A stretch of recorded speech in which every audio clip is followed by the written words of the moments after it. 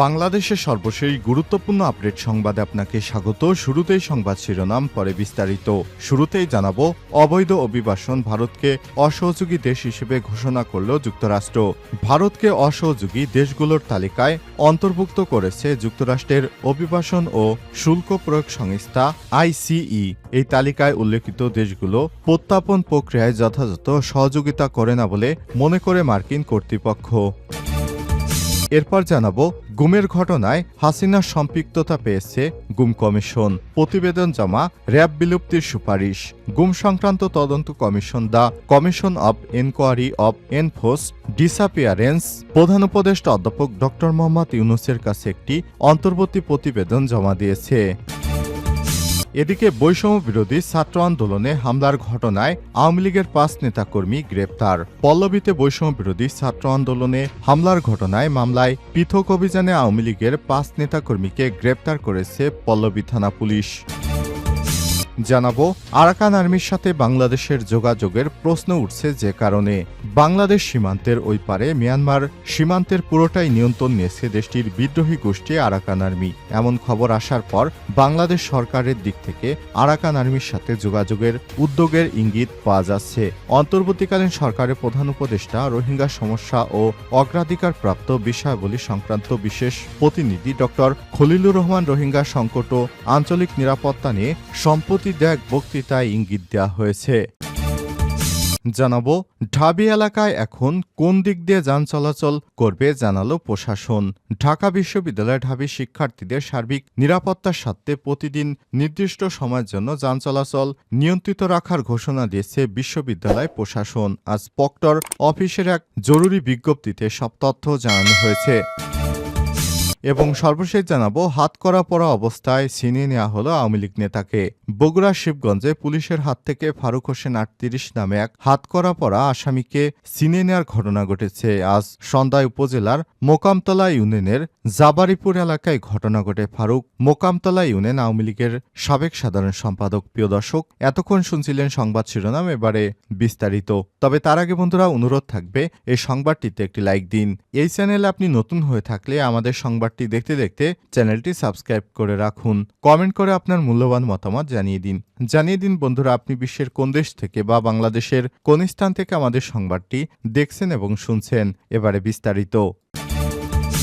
অবৈধ অভিবাসন ভারতকে অসহযোগী দেশ ঘোষণা যুক্তরাষ্ট্রের। ভারতকে অসহযোগী দেশগুলোর তালিকায় অন্তর্ভুক্ত করেছে মার্কিন যুক্তরাষ্ট্রের অভিবাসন ও শুল্ক প্রয়োগ সংস্থা ICE। এই তালিকায় উল্লেখিত দেশগুলো প্রত্যার্পণ প্রক্রিয়ায় যথাযথ সহযোগিতা করে না বলে মনে করে মার্কিন কর্তৃপক্ষ। ভারতীয় সংবাদ মাধ্যম বলছে, এই তালিকায় ভারতের পাশাপাশি রয়েছে Bhutan, Cuba, Iran, Pakistan, Russia ও ভেনেজুয়েলা। ICE জানিয়েছে, এই দেশগুলো সাক্ষাৎকার গ্রহণ, সময়মতো ভ্রমণনথি ইস্যু এবং নির্ধারিত ফ্লাইটে তাদের নাগরিকদের ফেরত নিতে প্রয়োজনীয় সহযোগিতা প্রদানে ব্যর্থ হয়েছে। ICEর তালিকা অনুযায়ী যুক্তরাষ্ট্র থেকে 14,50,000 অবৈধ অভিবাসীকে বিতাড়িত করার পরিকল্পনা করা হয়েছে। এর মধ্যে 18,000 অভিবাসী ভারতীয়। সাম্প্রতিক বছরগুলোতে প্রায় 90,000 ভারতীয়কে যুক্তরাষ্ট্রে অবৈধভাবে প্রবেশের চেষ্টাকালে আটক করা হয়েছে। এদের অধিকাংশই পাঞ্জাব, গুজরাট ও ভারতের অন্ধ্র প্রদেশের বাসিন্দা। অবৈধ অনেক ভারতীয় অভিবাসী যুক্তরাষ্ট্রে তাদের অবস্থান বৈধ করার চেষ্টা করলেও প্রক্রিয়াটি বেশ সময় সাপেক্ষ এবং জটিল। বৈধতার আবেদনের সাধারণ 2-3 বছর সময় লেগে যায়। তবে যুক্তরাষ্ট্রে অবৈধ অভিবাসী সংখ্যা ভারতের উপরে রয়েছে 12টি দেশ। এই তালিকায় 2,61,000 অবৈধ অভিবাসী নিয়ে শীর্ষে রয়েছে হন্ডুরাস। এরপর গুয়েতেমালা রয়েছে 2,53,000 অবৈধ অভিবাসী। এশিয়ার মধ্যে 37,908 জন অভিবাসী নিয়ে শীর্ষে অবস্থান করছে চীন, আর ভারতের অবস্থান 13তম। গুমের ঘটনায় হাসিনার সম্পৃক্ততা পেয়েছে কমিশন, র্যাব বিলুপ্তির সুপারিশ। গুম সংক্রান্ত তদন্ত কমিশন the commission of inquiry of enforced disappearance প্রধান উপদেষ্টা অধ্যাপক ডক্টর মোহাম্মদ ইউনূসের কাছে একটি অন্তর্বর্তী প্রতিবেদন জমা দিয়েছে। শনিবার ১৪ ডিসেম্বর বিকাল ৫টায় রাষ্ট্রীয় অতিথি ভবন যমুনায় গুম সংক্রান্ত তদন্ত কমিশন সদস্যরা প্রধান উপদেষ্টার কাছে এই প্রতিবেদন জমা দেয়। আনফোল্ডিং দ্য ট্রুথ শিরোনামে জমা দেয়া রিপোর্টে কমিশন সদস্যরা এ পর্যন্ত প্রাপ্ত ১,৬৭৬টি অভিযোগের মধ্যে ৭৫৮ জনের অভিযোগ যাচাই বাছাই করেন বলে জানান। গুমের ঘটনায় নির্দেশদাতা হিসেবে সাবেক প্রধানমন্ত্রী শেখ হাসিনার সম্পৃক্ততার প্রমাণ পেয়েছে কমিশন। এছাড়াও হাসিনা প্রশাসনের বেশ কয়েকজন ঊর্ধ্বতন কর্মকর্তাও সম্পৃক্ততা পাওয়া গেছে, যাদের মধ্যে রয়েছে সাবেক প্রধানমন্ত্রী শেখ হাসিনার প্রতিরক্ষা বিষয়ক উপদেষ্টা মেজর জেনারেল অবসরপ্রাপ্ত Tariq Ahmed Siddique, national telecommunication monitoring centre এনটিএমসির সাবেক মহাপরিচালক মেজর জেনারেল জিয়াউল হাসান এবং পুলিশ কর্মকর্তা মোহাম্মদ মনিরুল ও মোহাম্মদ হারুনুর রশিদ। গুমের শিকার ব্যক্তিদের বিচারিক প্রক্রিয়া শুরুসহ র্যাব বিলুপ্তির সুপারিশ করেছে কমিশন। কমিশনের প্রধান মইনুল ইসলাম চৌধুরী জানান, গুমের সঙ্গে জড়িত কর্মকর্তারা কাজটি এমনভাবে করেছেন যাতে এগুলো শনাক্ত করা কঠিন হয়ে যায়। বিভিন্ন ফোর্স নিজেদের মধ্যে ভিকটিম বিনিময় করেছে এবং পরিকল্পনা বিভিন্নভাবে বাস্তবায়ন করেছে। এ সময় তিনি আরও জানান, গুমের শিকার অনেকে এখনও শঙ্কামুক্ত হতে পারছেন না। তাদের উপর এতটাই ভয়াবহ নির্যাতন করা হয়েছে যে তারা এখনও স্বাভাবিক জীবনে ফিরে আসতে পারছে না। এখনও তারা ট্রমায় ভুগছেন। প্রধান উপদেষ্টা তার সর্বশেষ বক্তব্য, গুমের শিকার ব্যক্তিদের সুরক্ষা, কঠিন বিচারের আশ্বাস দেওয়ার পর রিপোর্টের সংখ্যা অনেক বেড়েছে উল্লেখ করে কমিশন সদস্যরা অধ্যাপক ডক্টর মোহাম্মদ ইউনূসকে আয়নাঘর পরিদর্শনের অনুরোধ জানান। তারা বলেন, আপনি আয়নাঘর পরিদর্শন করলে ভিকটিমরা অভয় পেতে পারে। প্রধান উপদেষ্টা তাদের এই অনুরোধে সম্মতি দিয়ে জানায়, স্বল্প সময়ের মধ্যে তিনি জয়েন্ট ইন্টারগেশন সেল বা আয়নাঘর নামে পরিচিত যেগুলো পেয়েছে সেগুলো দেখতে যাবেন। সঙ্গে মিডিয়া থাকবে। তিনি কমিশন সদস্যদের তাদের অন্তর্বর্তী প্রতিবেদনের জন্য ধন্যবাদ জানান এবং কাজটি এগিয়ে নেওয়ার ক্ষেত্রে প্রয়োজনীয় সব সহযোগিতার আশ্বাস দেন। বৈষম্যবিরোধী ছাত্র আন্দোলনে হামলার ঘটনায় আওয়ামী লীগের ৫ নেতাকর্মী গ্রেপ্তার। পল্লবীতে বৈষম্যবিরোধী ছাত্র আন্দোলনে হামলার ঘটনায় পৃথক অভিযানে আওয়ামী লীগের ৫ নেতাকর্মীকে গ্রেপ্তার করেছে পল্লবী থানা পুলিশ।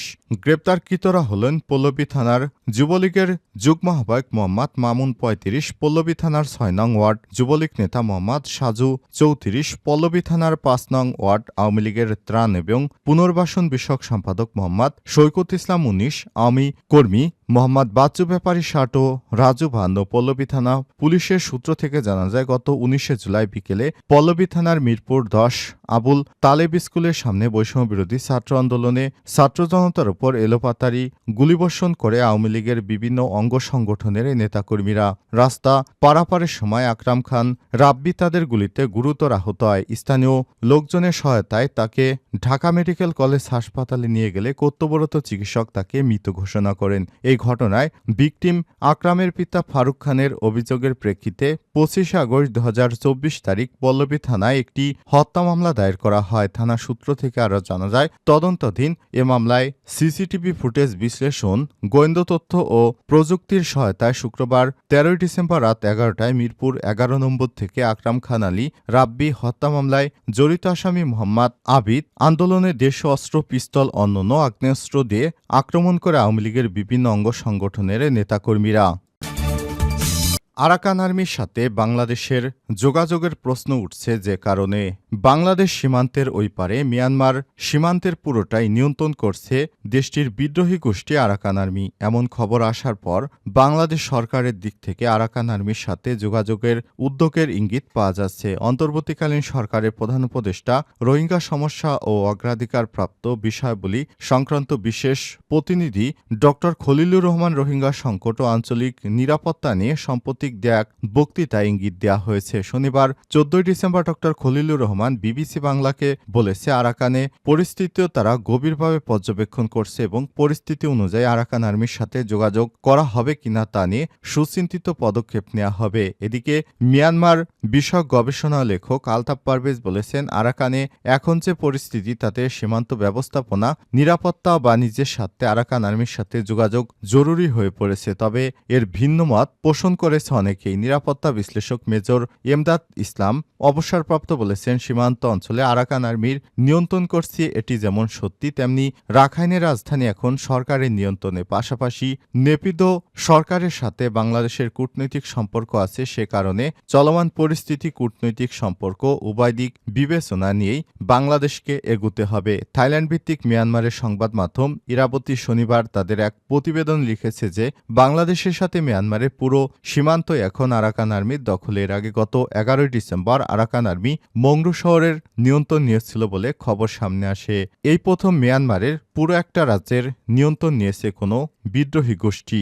এ অংশে পুরোপুরি নিয়ন্ত্রণ নেওয়ার পরই বাংলাদেশে মিয়ানমার সীমান্তবর্তী নাপ নদীর মিয়ানমারের অংশে অনির্দিষ্টকালের জন্য নৌ চলাচল নিষেধাজ্ঞা আরোপ করেছে আরাকান আর্মি। এমন পরিস্থিতিতে বিভিন্ন মহল থেকে আরাকান আর্মির সাথে সরকারের যোগাযোগ করার প্রসঙ্গটি আলোচনায় উঠে আসে।